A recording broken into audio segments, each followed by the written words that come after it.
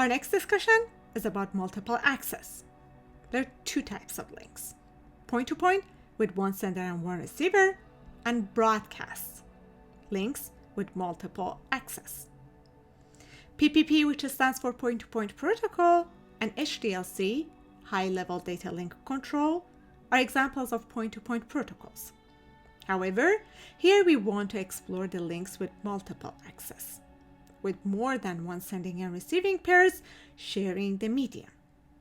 We want to see how sharing the medium is possible among multiple nodes. In a broadcast link, a sender sends out a frame, and each of the other nodes can receive a copy. You might think of it like a person talking and many other people hearing it. Or a TV broadcast with many receivers. Note that TV broadcast is one-sided, but when people are talking at a party, each of them can talk and each of them can hear. The same is true for the multiple access links. Each node can be a sender and each one of them can be a receiver.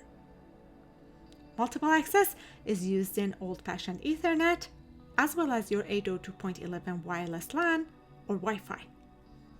In multiple access protocols, there is a shared medium and therefore a shared broadcast channel for communication. But similar to the setting of people talking and listening, the senders should decide when to talk and when to listen so that they do not talk on each other. Simultaneous transmission by nodes causes signal interference.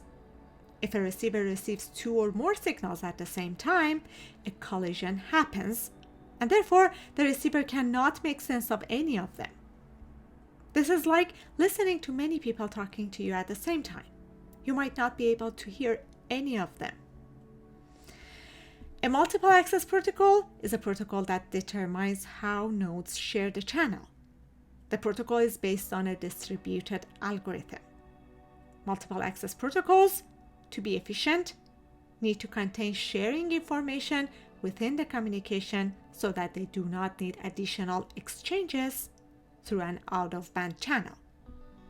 And they need to do the coordination and control among the talking nodes.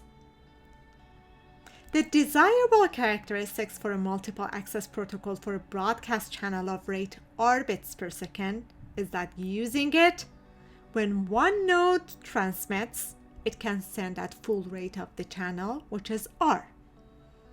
When M nodes transmit, they can each get a fair share of the channel, which is R divided by M. It is fully decentralized, means no special coordination node or no clock synchronization involved. And finally, that the protocol is simple and therefore easy and inexpensive to implement. That is a lot to satisfy. Let's see how we do it in reality. We have three broad classes of multiple access control protocols: channel partitioning, random access, and taking turns. In channel partitioning protocols, we divide the channel into smaller channels. This could be in time slots, frequency bands, special codes, or a combination of them. Each of the divided portions could be assigned to a specific user. In random access, channel is not divided. Everybody uses the same channel and therefore collisions are possible.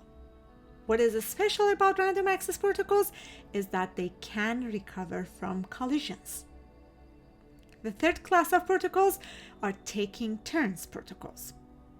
In these protocols, nodes take turn in transmission, and the turns could be proportionate to the needs of the nodes and do not need to be limited to specific channel divisions. Let's explore for more details.